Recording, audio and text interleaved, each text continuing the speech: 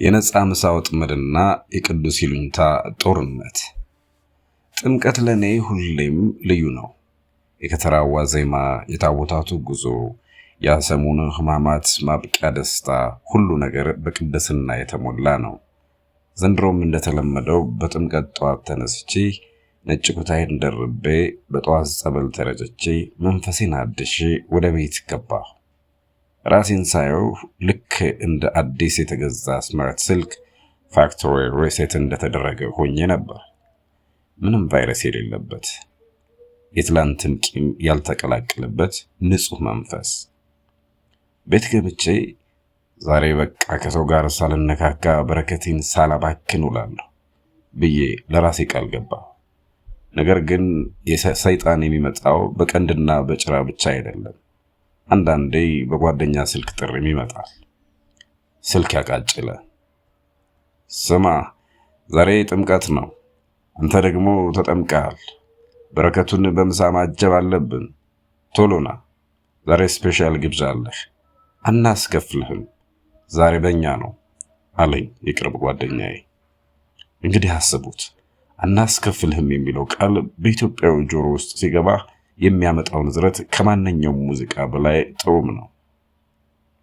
ዘመናዊነት ቢመጣ፣ ኤአይ ዓለምን ቢቆጣጠር፣ ሰው ማርስ ላይ ቢሰፍር፣ አናስከፍልህም የምትለው ቃል ግን መቼም አታረጅም፣ ሁሌም አዲስ ናት።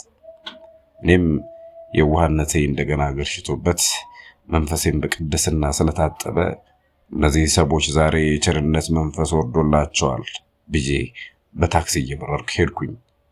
ሆቴሉ ጋር ስደርስ ጓደኞቼ ተረጋግተው በግርማ ሞገስ ተቀምጠዋል። ጠረጴዛው ላይ ያለው የምግብ ብዛት፣ የበሬው ስጋ አቆራረጥ፣ የአዋዜው ሰናፍጩ ገና ሳየው ይሄ ነገር ሂሳቡ ወደ ሰማይ ሳይሆን አይቀርም የሚል ጥርጣሬ አደረብኝ። ግን ደግሞ አናስከፍልህም የሚለውን ቃል እንደ መከላከያ ጋሻ ይዤ ተቀላቀልኩ፣ ተደሰትኩ። ከዛም በኋላ በላን፣ አወራን። በተለይ ወሬያችን ስለ ቴክኖሎጂ፣ ስለ ሀገራችን ፖለቲካ፣ ስለ ዓለም ሙቀት መጨመር፣ ሁሉንም እንደ አዋዜ እያቀላቀልን እንፈትለው ጀመር። መሃል ላይ ግን አስተዋልኩ፣ ምሳው እያለቀ ሲሄድ የጓደኞቼ የቸርነት መንፈስ ቀስ በቀስ እየተነነ መሄድ ጀመረ። ሂሳቡ ሲመጣ ሁሉም ስልካቸው ላይ አስቸኳይ መልእክት እንደመጣላቸው ሆነው አቀረቀሩ። አንዱ በድንገት ኔትወርክ የለም ያለ ወደ ላይ ማንጋጠጥ ጀመረ። ቢሆንም የገቡልኝን ቃል አከበሩ። አንዱ አይ እኔ ነኝ የምከፍለው እያለ ሂሳቡን ከፈለ። እኔ በረከቴን እንደጠበቅኩ ኪሴም ሳይነካ ምሳዬን በልቼ ተለያየ። ነገር ግን ታሪኩ እዚህ ላይ አያበቃም። እውነተኛው ጦርነት የጀመረው እቤት ስመለስ ነው። እቤት ውስጥ ቁጭ ብዬ የክፍሉ ኮርኒስ ላይ ትልቅ ጽሑፍ የታየኝ መሰለኝ። በላህ አይደል የሚል፣ ያ የኢትዮጵያዊነት ይሉኝታ የሚባለው ታላቅ ኃይል መላ ሰውነቴን ይወረው ጀመር። እንዴት እንዲህ ይደረጋል? እነሱ ለፍተው ሰርተው አንተን ምሳ በልተው አንተ እንዴት ዝም ትላለህ? መንፈስ ቢታደስም ህሊና ግን አልታደሰም የሚል ድምጽ በጆሮዬ ያንኳኳ ጀመር። የሰው ልጅ በዘመናዊ ቴክኖሎጂ ትልቅ ደረጃ ደርሷል ይባላል። ግን ለካ የኢትዮጵያዊ ይሉኝታ ከማንኛውም ሱፐር ኮምፒውተር በላይ ጠንካራ ነው። ማታ ሲሆን ደግሞ መቋቋም አቃተኝ። ያ የበላሁት ምርጥ የምግብ ጣዕም ወደ መርዝነት የተቀየረብኝ ያህል ተሰማኝ። አልችልም፣ ይህ ሂሳብ መወራረድ አለበት ብዬ ወሰንኩ። ስልኬን አነሳውና ለጓደኞቼ ደወልኩ። ስማ ቀደም በላን አይደል? አሁን ደግሞ ራት በነኝ ነው አልኳቸው። ድምጼ ላይ ባካችሁ ሽበሉኝና ከዚህ ህሊናዬን ከሚከሰው ክስ አድኑኝ የሚል ልመና ነበረበት። ጓደኞቼ ደግሞ ልኬን ሲጠባበቁ የቆዩ ይመስል እንዴ አያስፈልግም ነበር እኮ፣ ግን ደግሞ ያንተን ልብ ላለማሳዘን በቃ እሺ እንመጣለን አሉ። ግን ልቤን ላለማሳዘን ሳይሆን ኪሴን ለማሳዘን መሆኑ ገባኝ።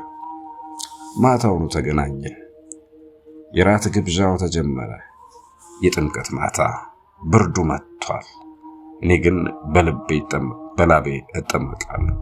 ሂሳቡን ሳስበው ሆዴ ይሸበራል። ፊቴ ግን ምንም አይደል የሚል የውሸት ስልጣኔ ተላብሷል። ጓደኞቼ ግን እንደገና ፋክተሪ ሪሴት ተደርገው እንደ አዲስ መብላት ጀመሩ። መጨረሻ ላይ ሂሳቡ መጣ። የምሳው ዋጋ ኧረ ተውኝ እስኪ በግማሽ ያህል ቀላል ነበር። የምሳ ሰዓት ወይ ምሳ የበላነው ምግብ በግማሽ ያህል ቀላል ነበር። የራቱ ግን ታሪካዊና ሀትሪካዊ ነበር። አይገልጸው፣ ይህ ቃል አይገልጸው። የነበረኝም በሙሉ አውጥቼ ሲከፍል በረከቴ ሁሉ ከብሩ ጋር አብሮ የወጣ መሰለኝ።